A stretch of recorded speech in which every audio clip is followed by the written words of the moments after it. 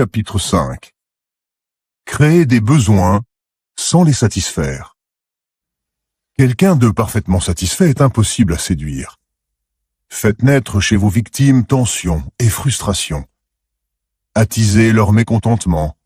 Rendez-les insatisfaites de leur vie, routinière, de ce qu'elles sont, des personnes banales bien éloignées de leurs rêves de jeunesse. Leur fragilité vous offrira la fêlure par laquelle vous glissez en vous présentant comme la solution à leurs problèmes. La douleur et l'angoisse sont les meilleurs précurseurs du plaisir. Apprenez à créer des besoins que vous seul pouvez combler. Ouvrir une blessure. David Herbert Lawrence vivait à Eastwood, Nottinghamshire, une ville minière du centre de l'Angleterre. Pâle et frêle, il détonnait un peu dans ce milieu. Les bagarres des garçons l'intéressaient moins que la littérature, et il préférait la société des filles. Il avait plus d'amis que d'amis. Lawrence allait souvent chez les Chambers, ses anciens voisins, qui avaient quitté Eastwood pour s'installer dans une ferme non loin de là. David aimait étudier avec les sœurs Chambers, surtout Jessie, une jeune fille réservée et sérieuse. Il avait réussi à l'amadouer et à devenir son confident. Ils s'étaient peu à peu attachés l'un à l'autre et étaient devenus grands amis. Un beau jour de 1906, Lawrence, qui avait désormais 21 ans, ne se présenta pas à l'heure prévue pour sa séance d'études avec Jessie. Il arriva très en retard, l'air préoccupé et peu loquace. Elle ne l'avait jamais vu ainsi.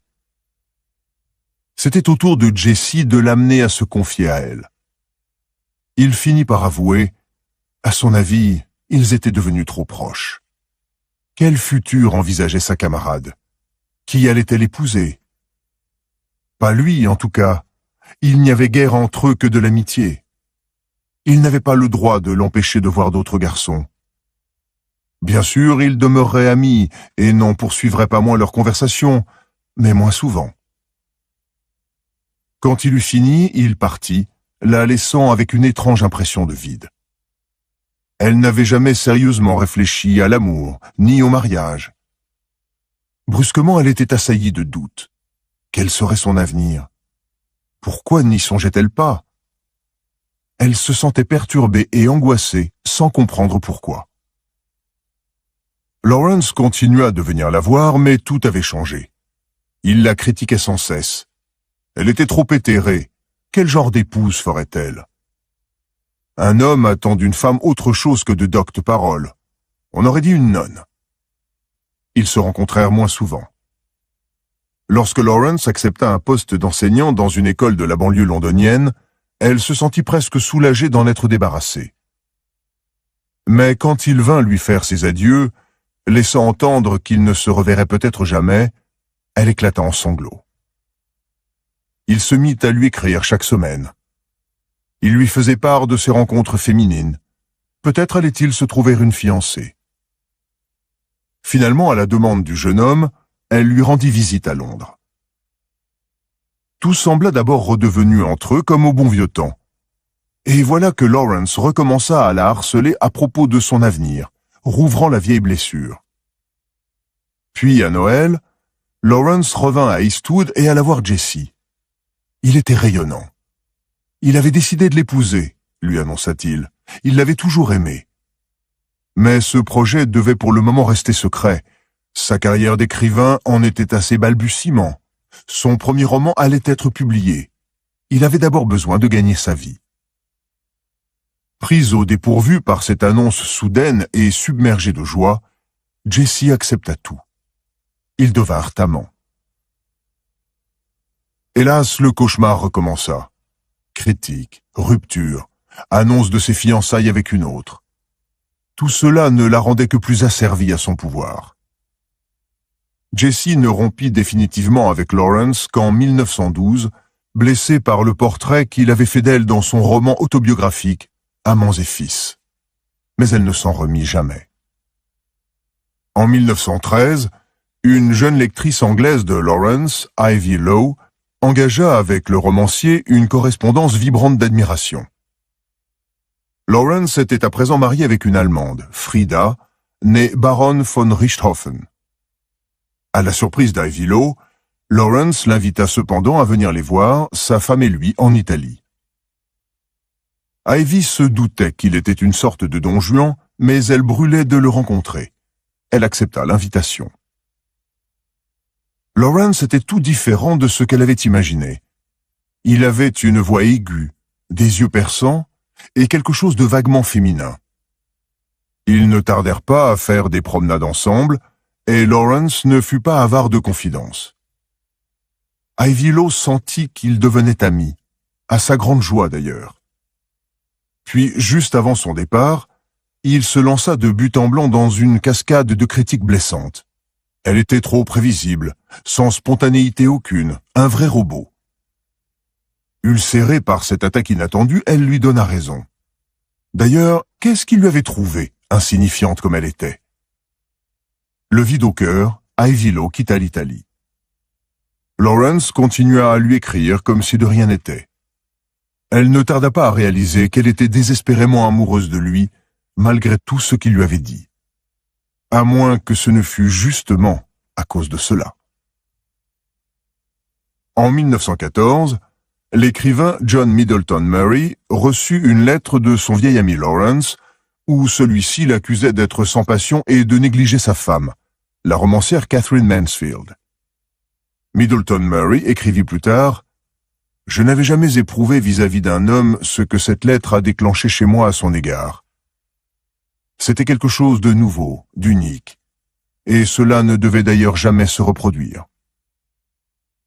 Il avait l'impression que derrière les critiques de Lawrence se cachait une singulière affection. Et de ce jour, à chacune de leurs rencontres, Middleton Murry ressentit vis-à-vis de Lawrence une attraction physique qu'il ne savait expliquer. Interprétation. Le nombre de femmes et d'hommes qui tombèrent sous le charme de D.H. Lawrence est ahurissant, sachant à quel point il pouvait se montrer désagréable. Dans presque tous les cas, la relation commençait par une saine amitié. Conversation à cœur ouvert, échange de confidences, communion spirituelle. Puis, invariablement, Lawrence faisait volte-face et virait à la critique acerbe. Comme il connaissait bien ses victimes, ses remarques faisaient mouche. La pauvre, perplexe et angoissée, croyait souffrir d'une tare épouvantable, et complètement déstabilisée ne savait que conclure « Pourquoi agissait-il aussi injustement à son égard ?» Mais aussi, n'avait-il pas raison? Puis, en pleine période de doute et d'introspection, elle recevait une lettre ou une visite de Lawrence, plus charmant que jamais. Toutefois, la relation avait changé. La victime le regardait désormais d'un nouvel œil. Affaiblie, vulnérable, elle ressentait un manque, et lui qui semblait si fort. Elle était invinciblement attirée. Les sentiments d'amitié se transformaient en amour et en désir. C'est lorsque ses proies doutaient d'elle-même qu'elle tombait amoureuse. Nous nous garantissons des duretés de la vie en installant des routines, en nous isolant des autres par le repli. Mais derrière nos habitudes se cache un terrible manque de confiance en soi et le besoin de se protéger. En réalité, ces défenses nous empêchent de vivre, nous le savons bien. Le séducteur le sent, débride cette blessure, met au jour nos pensées à demi conscientes. C'est ainsi que procédait Lawrence. Ses attaques bien ciblées frappaient au plus douloureux. Lawrence avait beaucoup de succès avec son approche frontale, mais souvent mieux vaut agir indirectement en suggérant des comparaisons désavantageuses pour la victime. Il faut déclencher en elle une lutte intestine, la déchirer, semer le doute de soi et l'angoisse. Le sentiment anxieux d'un manque est le précurseur de tout désir. Par cette fêlure, vous instillerez votre poison, l'appel à l'aventure ou à la réalisation de soi, qui conduit la proie à se jeter aveuglément dans le piège tendu par le chasseur. Sans angoisse ni sensation de vide, il n'y a pas de séduction. Cet homme, donc, comme tous ceux qui désirent ce qui n'est pas actuel ni présent, ce qu'on n'a pas, ce qu'on n'est pas, ce dont on manque. Voilà les objets du désir et de l'amour. Socrate. Les clés de la séduction. En société, chacun porte un masque, affiche une sûreté factice dissimulant le doute de soi. Notre ego est beaucoup plus fragile qu'il n'y paraît. Il camoufle des sentiments d'incertitude et de vide. Un séducteur ne se laisse jamais prendre à ses apparences. N'importe qui est susceptible de tomber entre ses griffes, pour la bonne raison que tout le monde se sent incomplet, intérieurement inachevé. Faites surgir au grand jour ses doutes et ses angoisses chez votre victime, et elle se précipitera dans vos bras. Afin qu'elle vous choisisse pour guide et tombe amoureuse de vous, il faut d'abord l'amener à ressentir ses carences. Avant de la séduire, il faut la mettre devant un miroir, où elle découvre son vide intérieur. Une fois sensibilisée à ce manque, elle se focalisera sur vous, qu'elle verra comme la seule personne capable d'y remédier. Rappelez-vous, nous sommes tous plus ou moins paresseux. Secouer notre sentiment d'inutilité ou d'ennui exige trop d'efforts personnels. Il est tentant de laisser un autre s'en charger à notre place, c'est plus facile et plus excitant. Cette faiblesse, les séducteurs l'exploitent sans état d'âme. Soulevez chez l'autre l'incertitude de l'avenir, donnez-lui le blues, remettez en cause son identité, faites-lui toucher du doigt l'absurdité de son existence, et le terrain est prêt. La graine de la séduction peut y être semée. Dans Le Banquet de Platon, le plus vieux traité d'Occident sur l'amour, texte fondateur de notre notion du désir, la courtisane Diotime explique à Socrate la généalogie d'Eros, le dieu de l'amour. Il est fils de Poros, qui signifie expédient, moyen, dispositif, et de Peña, la pauvreté, la pénurie. Eros tient de ses deux parents. D'un côté, il est en manque perpétuel, de l'autre, il s'acharne à combler ce vide. En tant que dieu de l'amour, il sait que ce sentiment ne saurait toucher quiconque ne ressent pas de manque.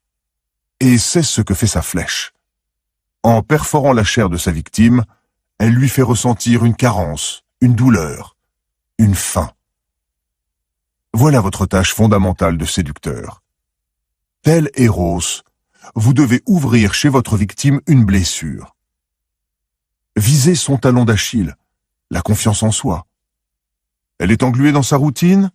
Mettez le doigt dans la plaie, insistez, fouaillez.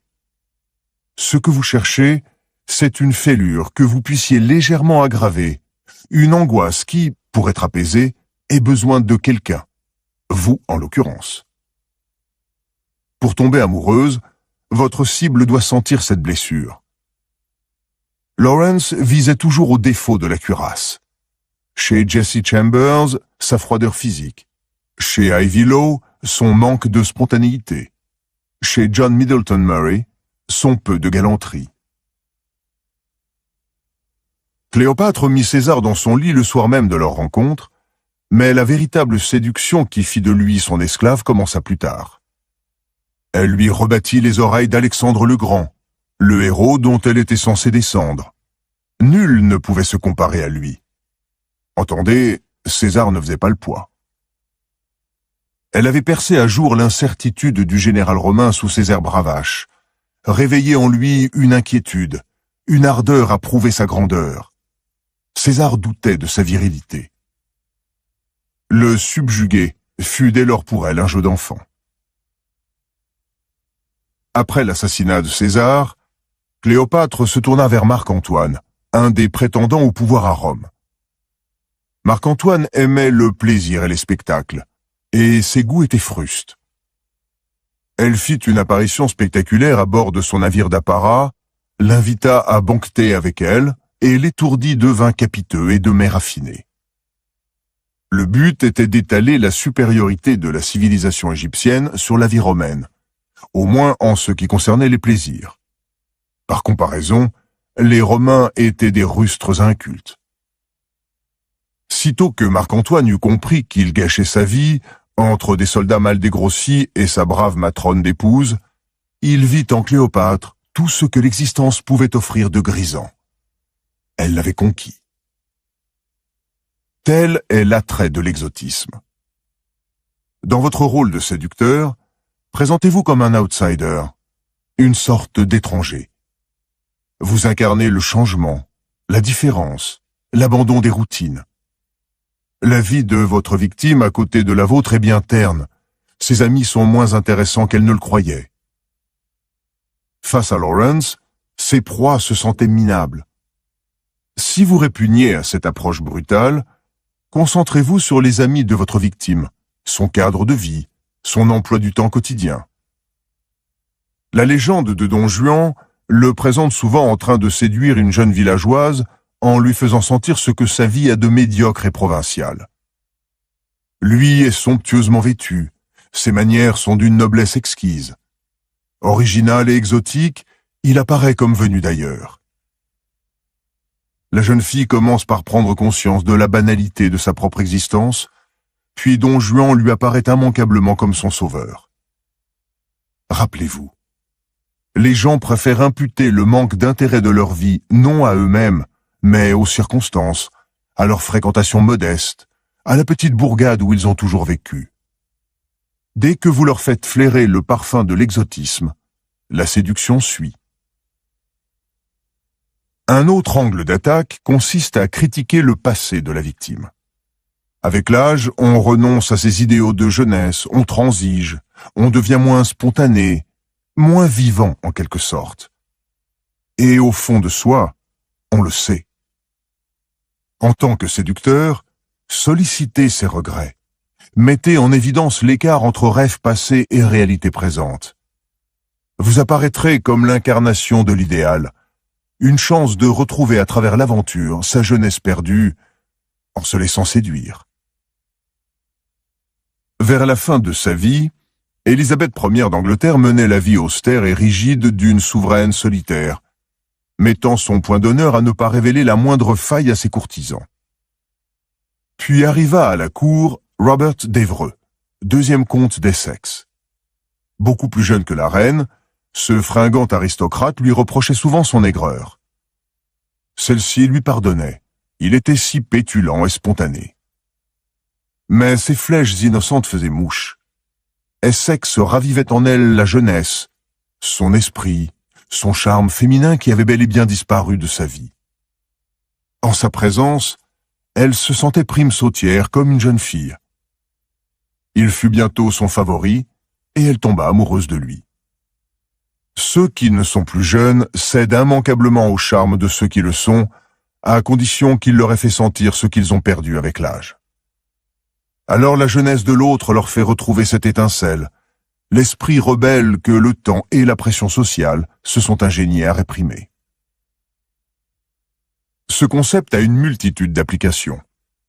Commerciaux et politiques savent que l'on ne peut conquérir sa cible ou son électorat sans avoir d'abord créé un besoin, suscité un manque. Éveillez chez les masses un problème d'identité et offrez de les aider à la définir. Cela vaut aussi bien pour les groupes et les nations que pour les individus.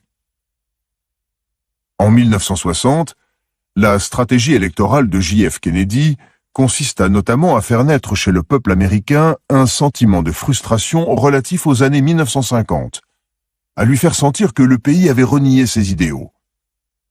Quand Kennedy évoquait cette période, il ne disait pas un mot de la stabilité économique des États-Unis, ni de son émergence en tant que superpuissance. Il soulignait le conformisme, l'absence de prise de risque, la perte de l'esprit pionnier.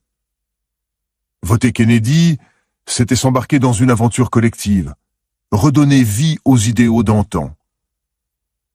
Mais pour avoir envie de s'enrôler dans cette croisade, il fallait avoir pris conscience de tout ce à quoi on avait renoncé. Un groupe, à l'instar d'un individu, peut sombrer dans la routine et perdre de vue ses objectifs initiaux. L'excès de prospérité est débilitant. On peut séduire une nation entière en faisant fond sur ses peurs collectives, sur le sentiment latent que la réalité n'est pas aussi glorieuse qu'elle paraît l'être. Instiller la désillusion du présent, évoquer un âge d'or révolu, et vous remettrez en question toute une identité. Après quoi, vous aurez toute l'attitude d'administrer à votre victime une séduction grandiose. Symbole. La flèche de Cupidon. Ce qui éveille le désir n'est ni un effleurement, ni une douce caresse, c'est une blessure. La flèche, en causant la douleur, crée du même coup le besoin de soulagement. La souffrance précède le désir. Visez le talon d'Achille de votre victime et ouvrez une plaie que vous pourrez rouvrir à loisir. A contrario. Si vous allez trop loin dans la déstabilisation de la victime, celle-ci peut se sentir trop vulnérable pour oser se laisser séduire. N'ayez pas la main trop lourde. Comme Lawrence, pensez la blessure après chaque flèche décochée. Faute de quoi, vous vous mettrez tout bonnement votre victime à dos. Le charme est souvent une méthode plus subtile et plus efficace pour séduire. Benjamin Disraeli, premier ministre de la reine Victoria, s'arrangeait pour que les gens le quittent avec une idée plus haute d'eux-mêmes. Il se montrait d'une impeccable courtoisie, leur prêtait une attention sans faille et leur donnait l'occasion de déployer leur vivacité et leur esprit. Comme cela flattait leur vanité, ils ne pouvaient plus se passer de lui. Il s'agit là d'une séduction diffuse, dénuée du puissant ressort émotif propre au désir véritablement amoureux. Elle court-circuite la faim affective de l'autre, son besoin d'un assouvissement. Cependant, à condition d'être assez subtil, ce peut être une façon de faire baisser la garde à votre victime et de nouer une amitié apparemment inoffensive.